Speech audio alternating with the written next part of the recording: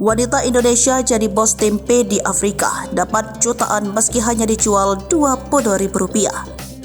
Rumdini Rahayu, wanita Indonesia yang menikah dan menetap di Afrika, mendadak jadi bos tempe di Afrika.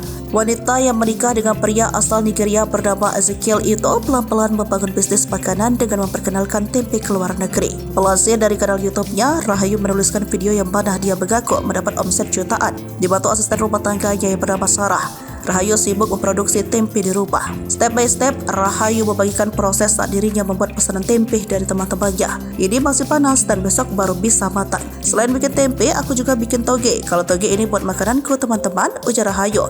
Dikutip dari salah satu kanal YouTube, Senin 18 Maret 2024. Rupanya, mulanya Rahayu tidak pernah terpikir atau berniat membuat tempe di negara orang. Dia hanya membuatnya untuk dikonsumsi pribadi saja. Akan tetapi lama-kelamaan banyak teman yang menginginkannya, lalu Rahayu mulai memproduksi lebih banyak. Aku ngejualnya itu cuma 1.500 naira aja.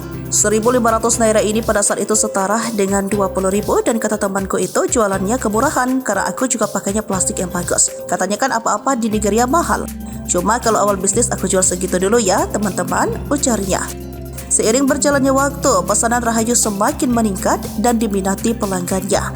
Semakin hari, pesanannya terus bertambah yang membuat dirinya tak henti bersyukur.